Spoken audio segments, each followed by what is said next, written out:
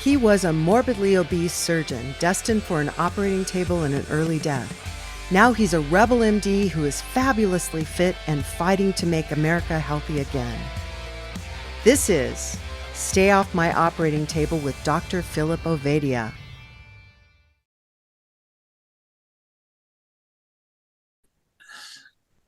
Fantastic. Hey, welcome, folks. It's, as you know, the Stay Off My Operating Table podcast. And we have today a couple of guys who I have spent the last 3 minutes with, and I can already tell this one's going to be fun.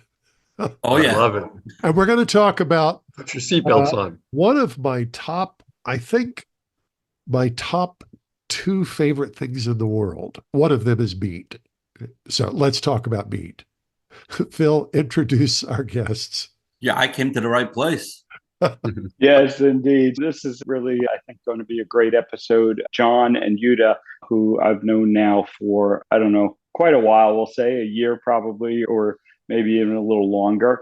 And they're doing some really great stuff in the meat space and really, in support of the type of lifestyles that we talk about, low carb carnivore dieting, low carb carnivore ways of eating. Really excited to talk with them. Their company is Joburg Meats, and they just have some great products that I'll admit I have personally tried on many occasions. Full disclosure, they did send me some free samples a while back, which is how I became introduced to them. But I continue to purchase because I'm such a big fan of their products. But they're really doing. Ooh, we lost your audio there, Phil. A little bit of background from you guys on how you may want to go back 10 seconds. The meat product space. And why don't we start with Yuda? Hello, exciting day. I've been looking forward to this, meeting you guys here. Sitting nothing better, even though Dr. Ovadia meeting you at the Low Carb USA event was beautiful. That was fantastic. And meeting all the people at Low Carb USA, that was wow. Yeah, where do we begin? I mean, this is how many hours you got? Tell us about, first of all, what's the biz? Give us the business. The business is something I was somehow divinely directed to this meat. I have not exactly sure how God got me here, but he did. Somehow he managed to getting me here as I'm a tech guy. I love tech, been doing tech my whole life, and I still do tech because you can't take away somebody from tech. But, quite a few years back, all of a sudden I had this little urge. It's okay. There is no clean, healthy meat snacks. It just doesn't exist. Whatever you eat, somebody's telling you, oh, this has got nitrates. Oh, this has got that chemical in it. Oh, this has got that preservative in it. You're like, okay, I give up. There's You're talking about like Slim Jims, right? Everything. I mean, I come from the kosher side personally, so yeah. I don't need Slim Jims, but on the kosher side, it doesn't matter where you are. The junk is everywhere. Yeah. Junk is everywhere. And I took my partner and I was like, Joseph, we are going to do something. I don't know how we're going to get there, what we're going to do, but it's going to happen. And we started to look around. We started to look into beefs. We started to look into Wagyu.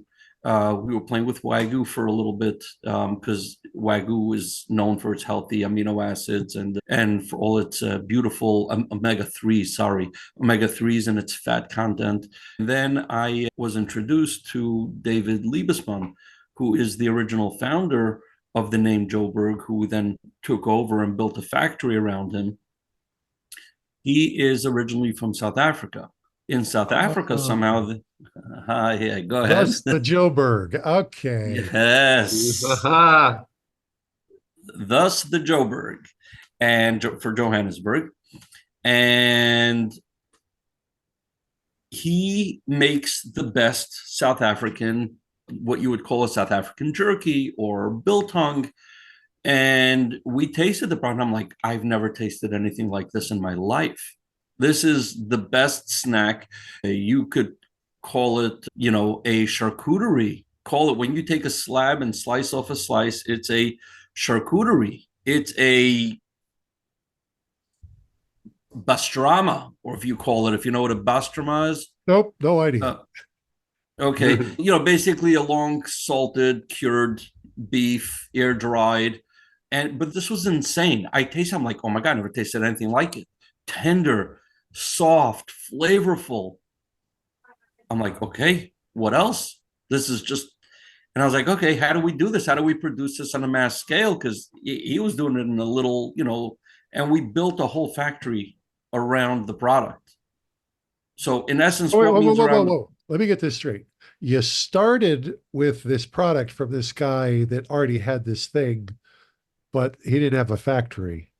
Correct. He was co-packing it and making a very small, tiny batches. And I'm like, okay, we're going to take this to the masses. Now, I also had no clue what the audience was like. I had no idea how many people are going to enjoy this. I was literally going like a bull tank full forward. And I was like, what are you doing? And I'm like, I don't know. This is what I have to do. And I don't know why, but I got to do this. And we just went full force. And all of a sudden, I'm just like sitting in synagogue where I sit with Big John and sitting, good friends for years, and brilliant men and understanding products and companies. And we're talking about it. And then he invited me to one of his talks, where he talks about low carb and glycemic and health food eating and all that. And all of a sudden I'm like, okay, it's funny. I came from a simple person, business minded, of how do we create clean, good products and tasty products for innocent, good people. All of a sudden, I'm like introduced to a whole new world and saying there's actually people who want you, not just that you have to go and tell them that it's the clean snack. It's people who are actually looking for this. And Big John Air introduced me to this whole world of the carnivore, paleo, keto, and the carnivore. And I'm like, I'm still learning to understand it. Like eating healthy, I understand. Be careful what you're eating, and all that. So we all know that because we all hear it everywhere we go. We don't know much. We don't understand much.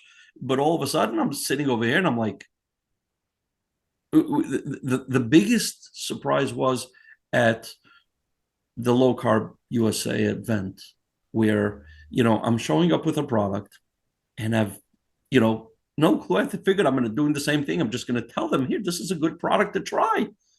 And I brought with me over 250 bags. I think it was 3 hours in, I was out of product. I bet. I can attest, it was a mad rush. I was scratching my head. Yeah.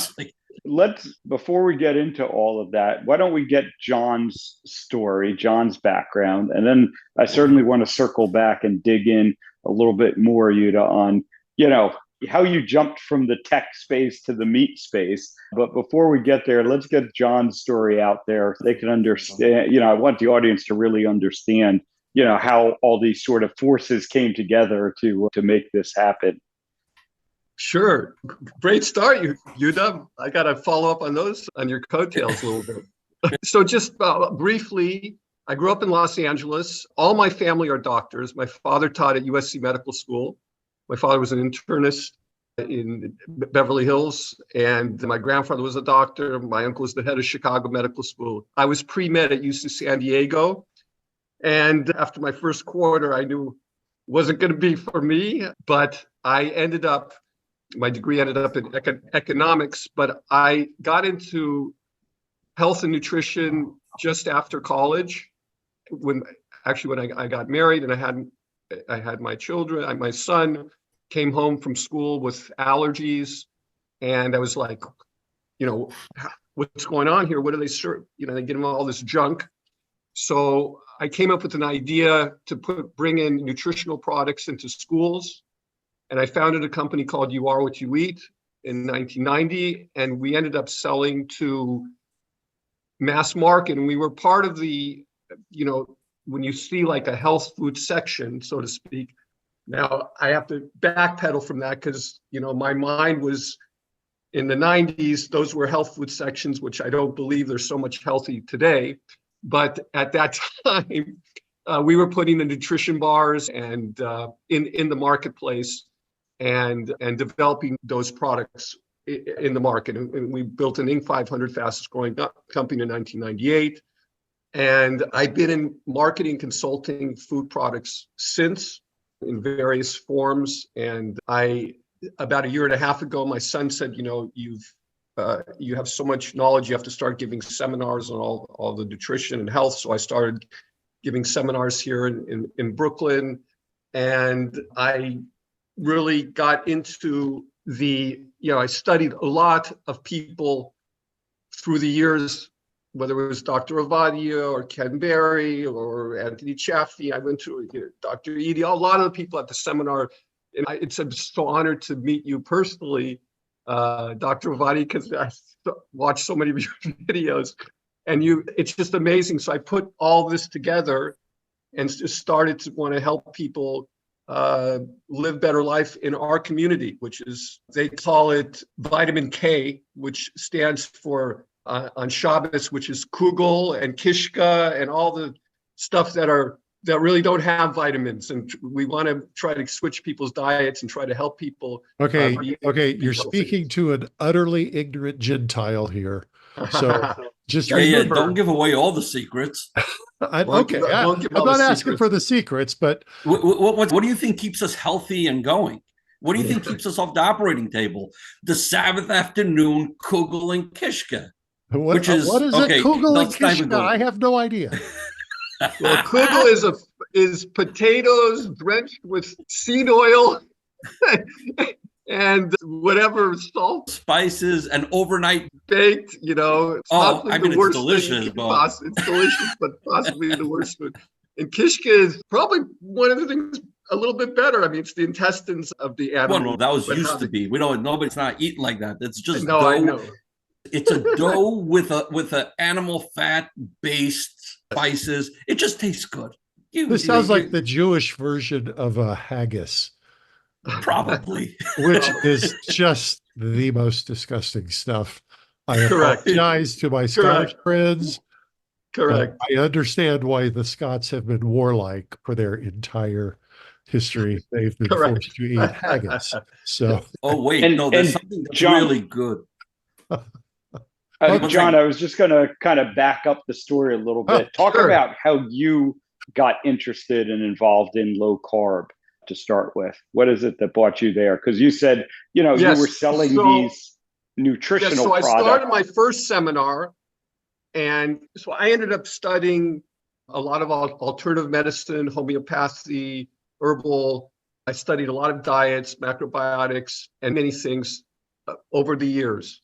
And, having the company, I had to have the goods. And I was, I made it a focus to do that. When my son asked me to start giving seminars, I started to backtrack on my knowledge and look and just keep an open mind of diets and nutrition science and where it is today. So I just started to go and I started to study again. And because I refine my craft, so to speak. And when I opened and started looking at people and looking at health and nutrition, I was dumbfounded because I was like, I come from the macrobiotic world, which is high in grains and high in carbs. And I'm thinking like, this is where I'm going with this. Okay, you have a little meat here, that's fine. And then I'm starting to look at people that I really respected or really respect, like Jordan Peterson. And he was like, he's on a carnivore diet. And I was like, what? And then I was like, how could that be good for you? And then what I found and what was interesting when you see these people who are on it, two things came to my, just was a light bulb. The first was the testimonials. I like to look, anybody can go and do a video, but to have people say, oh, I was 68 and, I had this inflammation and now it's gone. And one after the next and one after the next. That was number one. But this was the biggest thing, the second part of this equation. And that was that at the end of a diet video, generally, somebody talking about that, there's always a sell point. Okay, 1-800, call this and get this thing, get this pill, get this. Every time somebody spoke about carnivore or even, these keto/carnivore, at the end, it was like, there was nothing there. There was no 800 no number. call to action, nothing. No call to action. It was just telling their story. It wasn't like, okay, call the farm and get and order this beef. It was just, this is what happened. I had this and this, and now through my diet and through not, getting off statins, getting off all these other, medications, whether it was high blood, the metabolic, I call them the unfab four. I'm a big Beatles fan, but is blood pressure, triglycerides, pre-diabetes, and possibly gout. Is the other one that a lot of people were having, or high high blood pressure. So the metabolic determination of people's health. And then I was like, oh my God, I got to start integrating this. And so I started to move toward this mentality, because my philosophy was always been in diet and nutrition, 2 words. And I still go by this, and I still think it's true. And that is what works. Yeah. And when you say, and I feel like I was blessed in a certain way not to have been in a particular indoctrination. I don't want to say indoctrination, but a specific way of thinking. Because what happens is, I studied homeopathy. Now, the homeopathists don't like the herbal people. The herbal people don't like the homeopathic people. Both of them don't like the vitamin people, because everybody has their own path and their own way of thinking, and the allopathic medicine people definitely don't like any of the alternative medicine in general. Right. And so because they've been pigeonholed in a corner. And through my life, not being pigeonholed and just saying this, I just say, look, I've seen things work. I've seen macrobiotics work. I've seen this work. I've seen homeopathy. I know it's not something that is a fake, because I give it to my 2-year-old kid and I saw his rash go away. So it had to work. But what I'm seeing with the keto, carnivore / paleo, this meat-based, protein-based diet for so many people, is it works a lot and it works well. And that's what we're seeing. And that's how I got into it. And I started doing more and more seminars about this. And then I got involved then with Yuda, and I was like, Yehuda.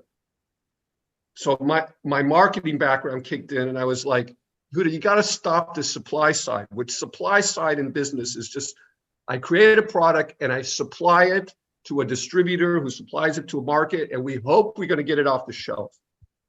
I want to create a demand side, which means to go to people who really want your product, not people who you have to convince and this and that. And today they're going to go, you're going to put this product in a 7-Eleven, and, today they're going to buy it. And tomorrow they're going to buy their 99-cent chips, because they don't really care what their snack is. But the guy who's on, or the gal who's on keto or carnivore or paleo, and really, he's not buying that chip, he's buying your product.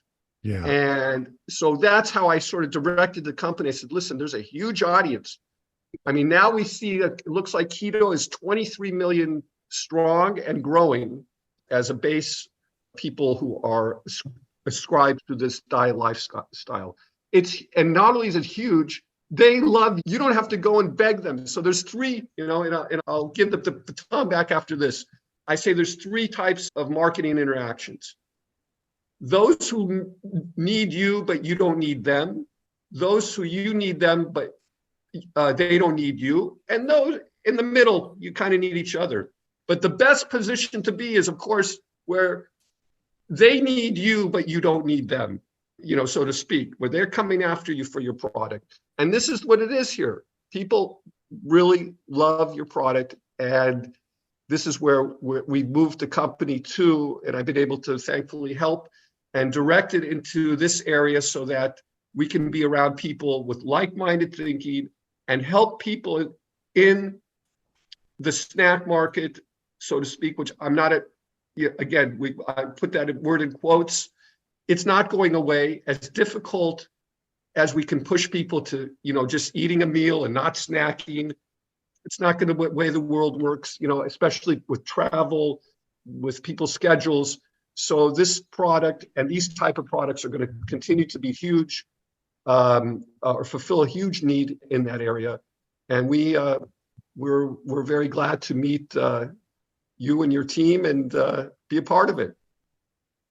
Little of the story. Yeah.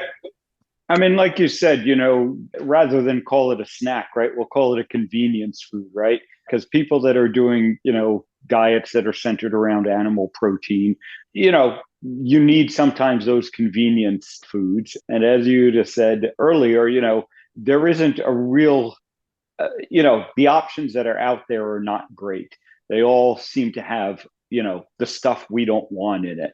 Lots of sugar, seed oils, all of that. When you came, I guess, and I'll go back to Yuda with this, when you came across the Joburg Biltong, you probably didn't fully recognize, what was so good about it, but it sounds like you knew right away it was good and it was different than other stuff you had seen on there. So maybe talk a little bit about, what some of the challenges out there in the marketplace.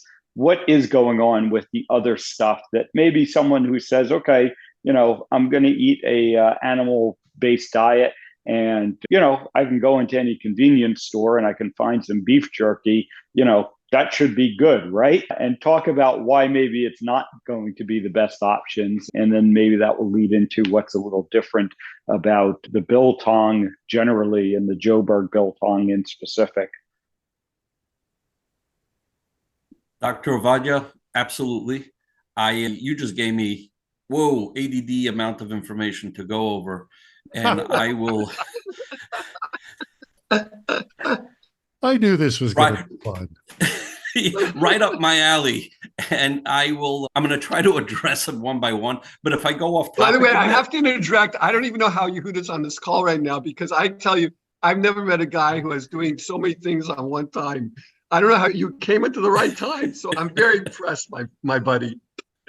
Just a tidbit. With pleasure. Okay. I'm going to share with you something that I don't know, Big John, if I've shared this with you before, but did you know that I was an energy healer? I heard. Okay, good. So I did tell you that. So it may be off taboo. We have here a cardiologist and a heart surgeon on the table. Okay. Totally down with it. If you're okay with me talking about it for a minute. So I actually started, I would say my son is now 25.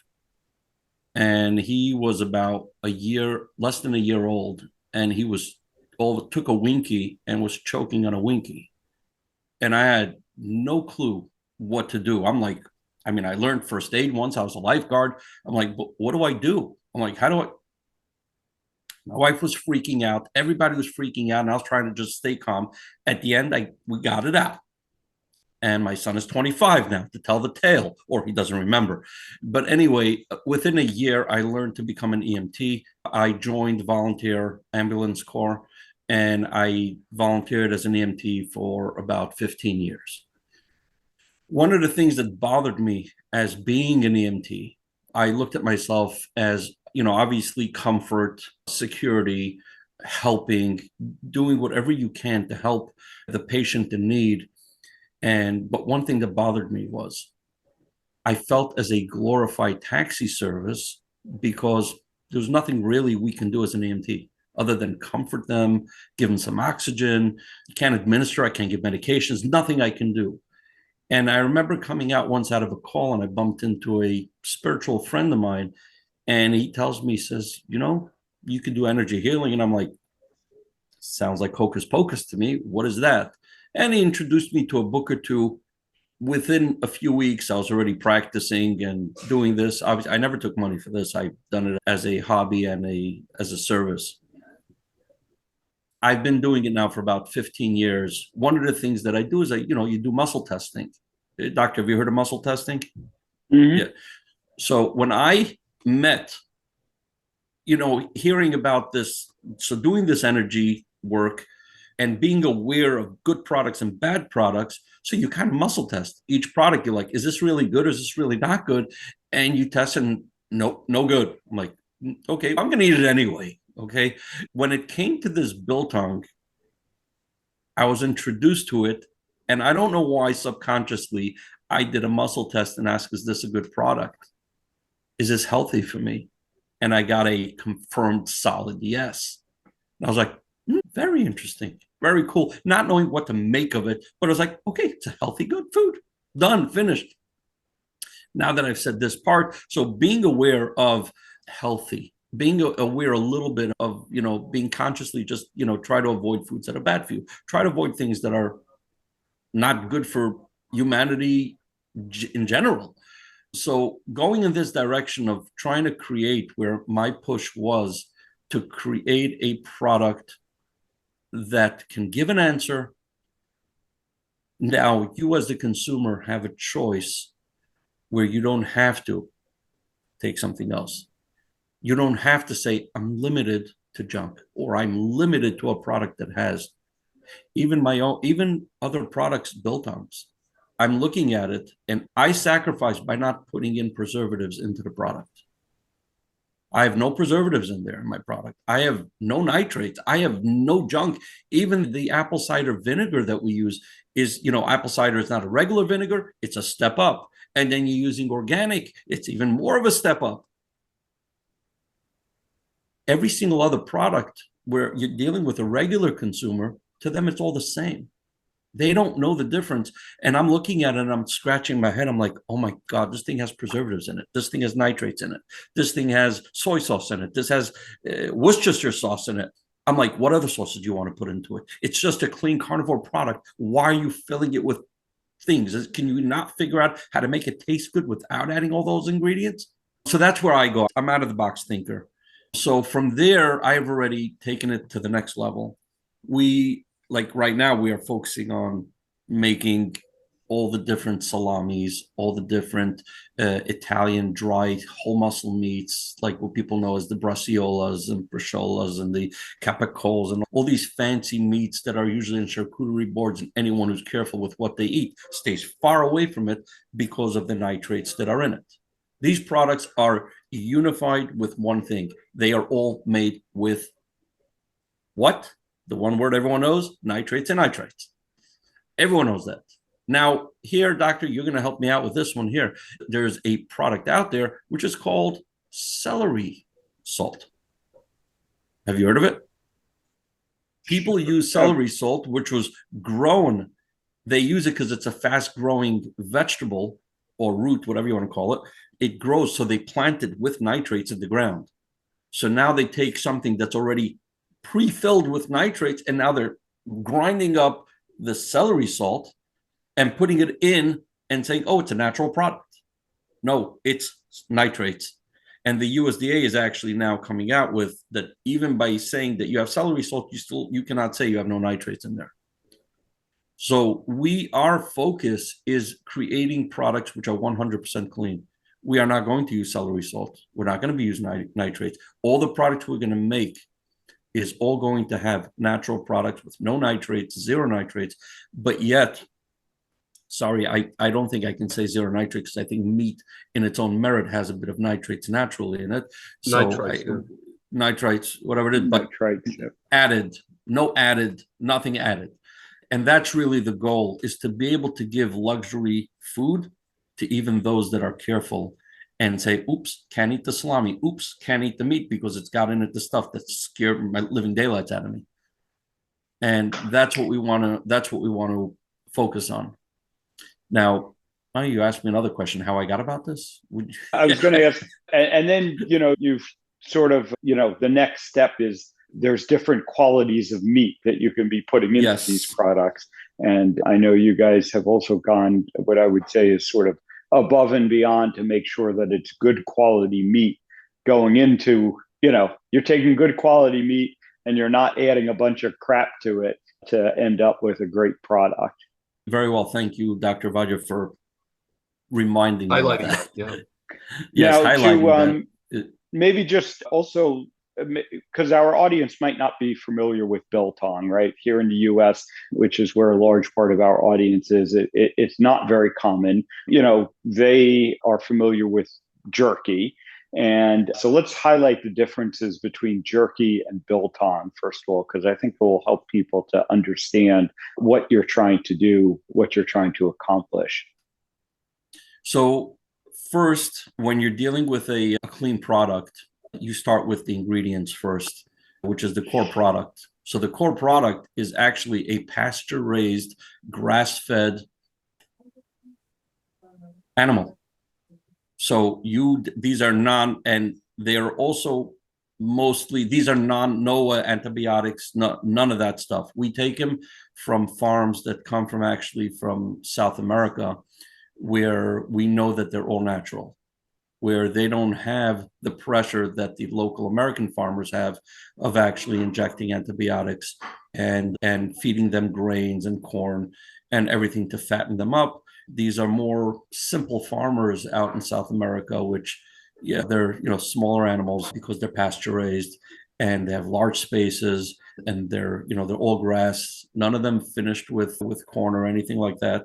They don't have corn, but that kind of guarantee, I don't have to ask it 20 times. I know that the product we're getting is a clean, really beautiful piece of meat that was cared for, that allowed it to naturally grow into its being. I'm going to go over now what you asked, Dr. Vaja, is the difference between jerky and biltong. Jerky is a product that you take it, you thinly slice it, marinate it in a bunch of beautiful sauces, like all the honeys and the barbecue sauces and brown sugars and you name it. Anything to give it that, the flavor that you associate with a good jerky, that's what it is. And once it's like really soaked up, approximately about 20% of the product is the actual sauce and stuff, is then put into a dehydrator or a oven on a low temperature for about 4 hours to dry up. Usually about 4 hours, reaches temp, and is then taken and put into bags. It's already sliced, it's already everything. And that's jerky for you. Other than you saying it's a protein, are you getting the benefits of the protein? No, because it was still cooked. It was heat treated. Are you getting all the sugars in there? Yeah, you're getting a lot of sugars. Yep, go ahead, ask. Cooking removes the benefit of the protein? I will let the more educated people than me answer that question, Dr. Ovadia and Big John. Yeah, I think, in some cases there are concerns around, especially overcooked meats and, denaturing the proteins and maybe introducing some, contaminants, I guess, or some things that might be undesirable for your health. But certainly cooking does change, the nature of the proteins. Does that mean that we should all be raw carnivores? I don't know that I would take it that far, but I think, what Yuda is getting at is the way that jerky is cooked, probably further lessens the quality of the protein that you're getting in that product. And the other thing that I would put in there that Yehuda didn't mention is they tend to use pretty lean cuts of meat to make jerky. They don't want fat in there.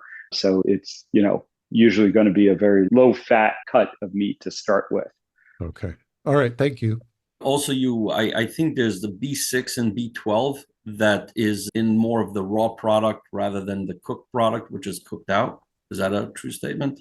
Honestly, I'm not sure about that. I don't know if John has insight in there. I know that the grass-fed and the pasture-raised are definitely have more of the are nutrient dense. The cooking, again, depending on how it's cooked. I mean, certainly if it's cooked for long periods of time, you're gonna reduce and knock out some of those nutrients. But I don't know exactly how much. I can't give an empirical, answer to that. Because I think that's that puts a gray area. But Yehuda's point is that, or he's going to bring the point of how Biltong is. I'm going to introduce some air dry. Yeah. All right. So now we're going to go, what is Biltong? Biltong is actually a word some people ask me, is it Biltong? I'm like, nope, it's not a Biltong. I promise you it's not. There's no tongue in it. It's just a South African way of saying it's a dry aged steak. Simple as that. Americans know what a dry aged steak is. Yep. And you go to a restaurant and you're paying a fortune for a dry aged steak because you can't do it at home. You don't know how to dry age a steak, and those fibers are not broken down properly for you. And in a restaurant, that's what they're doing for you. This is actually in that exact way.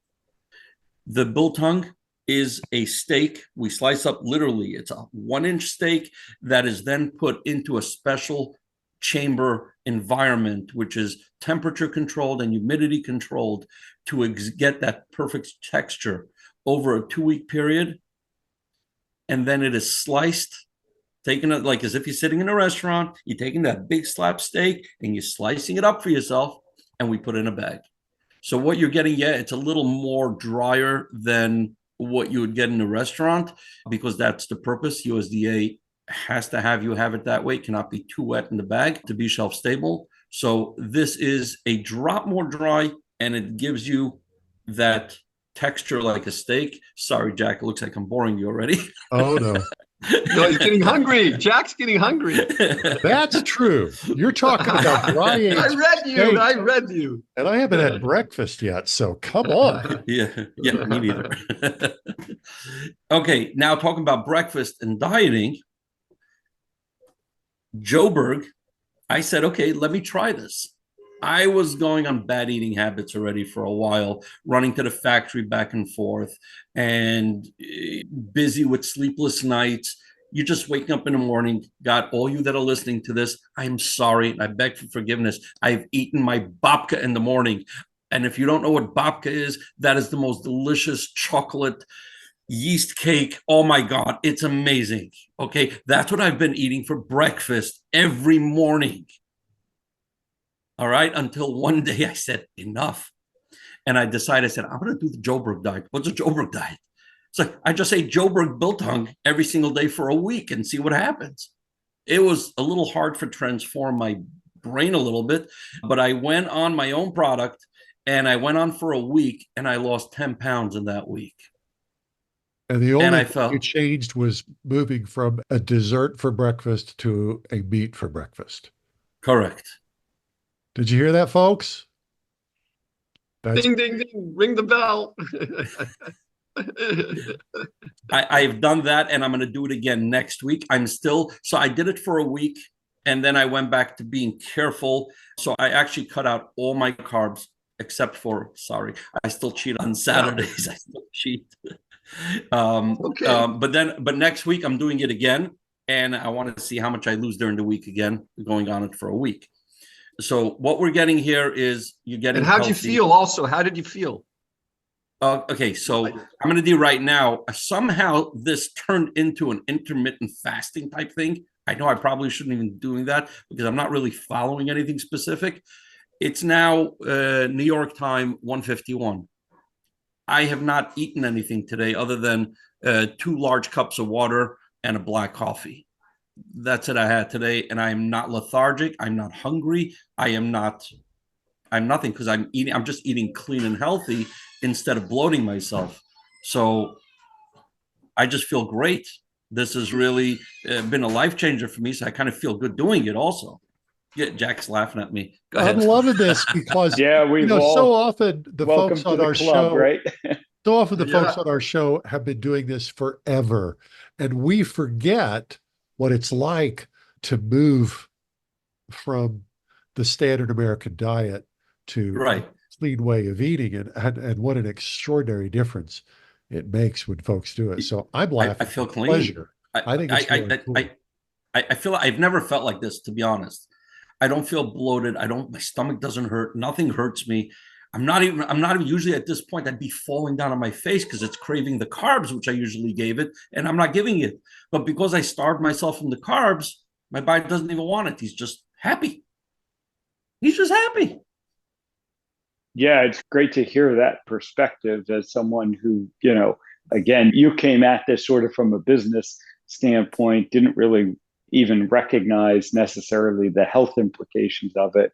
But I guess hanging around all of us crazy people, and probably being at the conference a few weeks ago, the Low Carb USA conference that we met at, was a positive influence. One other thing about Biltong. So you mentioned apple cider vinegar. Where does the vinegar come into play? I know maybe some of my most stringent, hardcore carnivore audience might cringe at that a little bit, but just talk about how the vinegar is used in the product and why it's used in the product.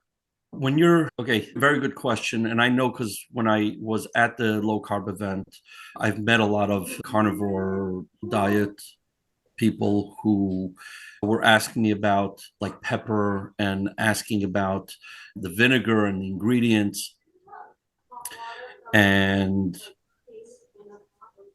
I kind of tried addressing it, and me and Big John were actually talking about even creating new product that would even address the pure carnivores that need to eliminate some of the other products and look at a way of what to create in order to accommodate to that audience.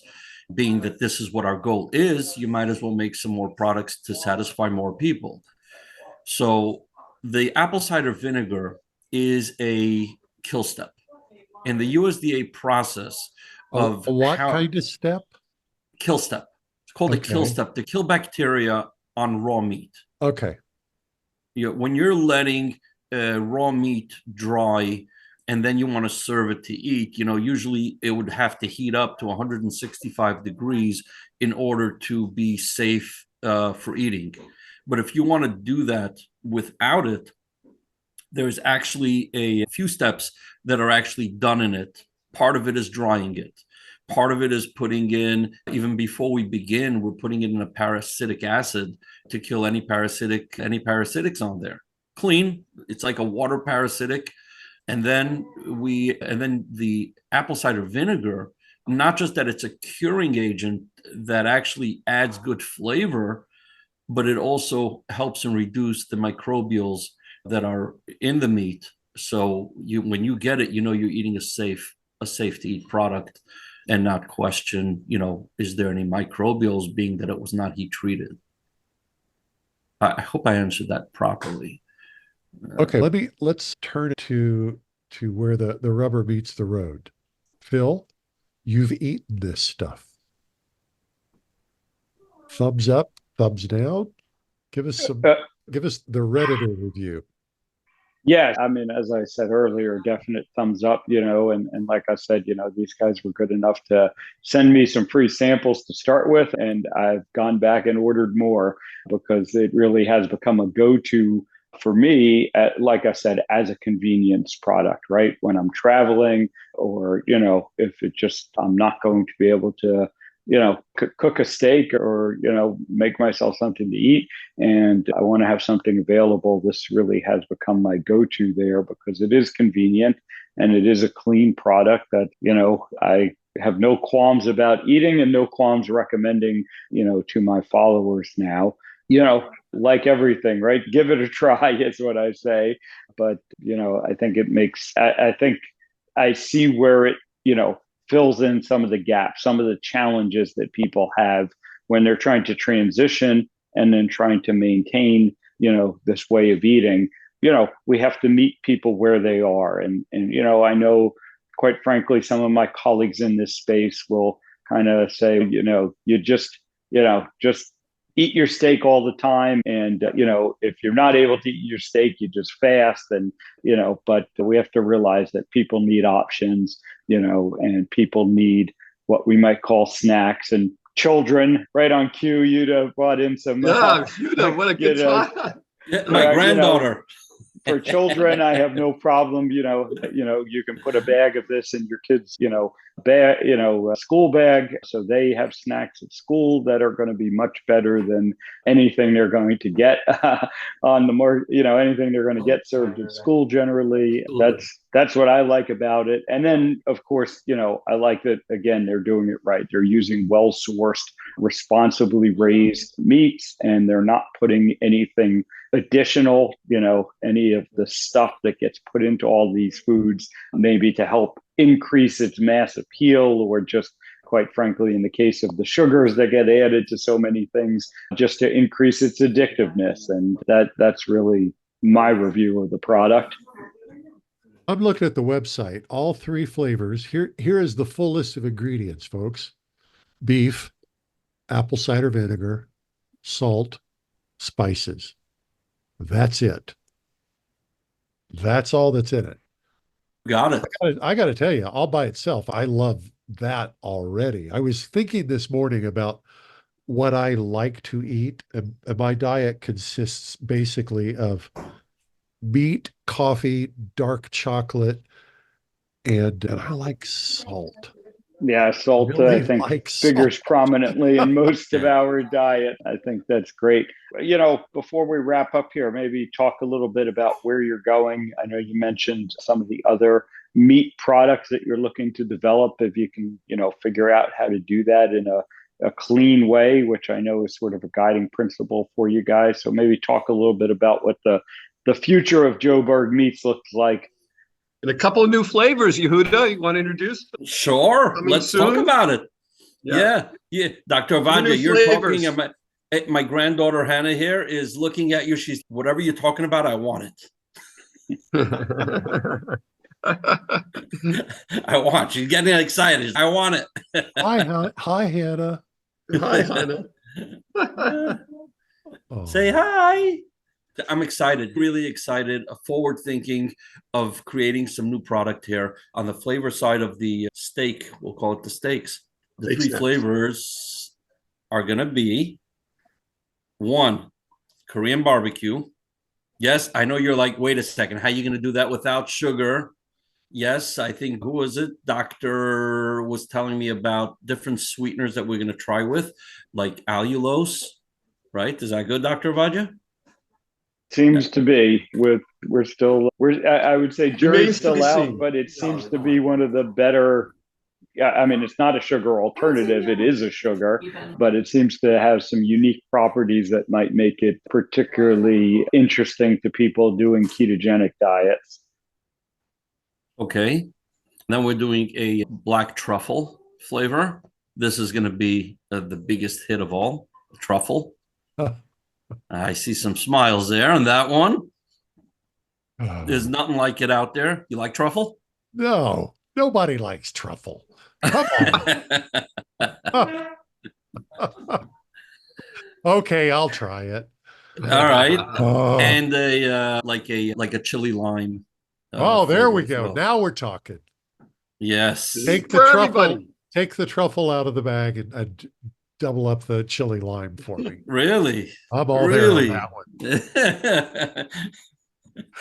I'm waiting for the truffle because I'm a truffle buff myself. Says okay, so that's on that side. And the other side we're looking forward now is the whole muscle and salamis that are going to be available for all you listeners that are praying and saying, is somebody going to do something clean and delicious and good and taste better than what the stuff that tastes in the store like? That's what we are going to deliver. We are going to give that to you, and you're going to be able to buy let's say your brother, your sister, your father, your friend, or your company partner, or anyone else that's going to want that they are ketogenic, or they're carnivore.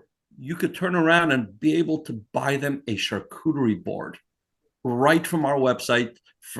You can be able to go to joburgmeats.com, be able to say, I want a charcuterie board, and it will be like carnivore ready. You just give it to him, and you don't have to worry about the ingredients. It's clean. I like that. That's Carnivore what we're ready. doing. I like that line. Good Carnivore one. Yeah, ready. definitely so. No, I mean, again, I think, looking at some of these traditional, meat products that, were made were made in clean ways, and then sort of, the food industry got involved, and now they're made in not so clean ways, and shortcuts are taken, and, they want to get them to market quicker than, spending the 2 years aging them or whatever it might be. So I think the more that we can get back to that and give people options is going to be great. We've made folks listen this long. I'm going to spell it for you folks because it's not exactly what you think. Joburg Meats, Joburg BURG, short for Johannesburg. Joburg Beets, plural. I've already got 3 different flavors in my cart and desperately wishing that the chili lime was already available. So, Well, And we'd like to offer a discount code for. 1 second. Big There John, we go. wait, where you Wait, running? I got it. Where you running? I'm walking. Instead of you offering, why don't you ask Dr. Ovadia what he wants to give us as a special offer to his listeners? Absolutely. That was what. what are we Thank going to you. offer? I'll suggest the discount code. You guys can say how much of a discount it will be, because I certainly don't want to give away your business, but let's use the code iFixHearts, and we'll get a discount for everyone who goes to the website and orders using that. You got it. Big John, how much of a discount are you offering? 15%? There you go. 15% for all listeners that Sounds use great. the code iFixHearts. I love it. iFixHearts. I'm putting it up within 5 minutes of the conversation of our. No, you should be putting it up right now, because as you're listening, as we're talking, Okay. people already got logging on. Okay.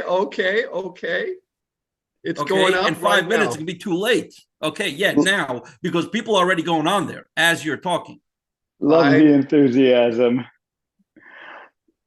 I could just keep this going all day because I'm just Yeah. having fun talking with these guys. iFixHearts is up. Okay, you know what? Maybe we could make a part 2. We could do this again. I think maybe we might. I have no idea what we'll talk about, but I just we got plenty. I mean, yeah. Let us run. Yeah, we can just have fun. You guys may need your own podcast. I know we might have to do a spin-off show here. Jeez Louise. Let's do it. We do it. All right. Ovadia meat. We could just call it Ovadia Meats. MEATS. Right? The pun. Yeah, there you go. Meet Ovadia meetings. The meetup. Right. Okay. Yeah. The meetup. Amazing. Before this thing goes completely, totally, utterly off the rails, and I feel like we are in imminent danger right now. Yes. I'm going to say thank you for joining us, John and Yuda of Joburg Meats. Folks, I haven't eaten it, but I got to tell you, if Dr. O says it's good, I'm definitely jumping on it. JoburgMeats.com, discount code iFixHearts, get you 15% off. I'm ordering a bag of everything right now. Thanks for joining us. Thank Until you. Next time. Thank you. Really a pleasure. This And an has honor. been the Stay Off My Operating Table podcast, and we will talk to y'all later. Chances are you wouldn't be listening to this podcast if you didn't need to change your life and get healthier. So take action right now. Book a call with Dr. Ovadia's team. One small step in the right direction is all it takes to get started. Contact us at ifixhearts.com/talk. That's ifixhearts.com/talk.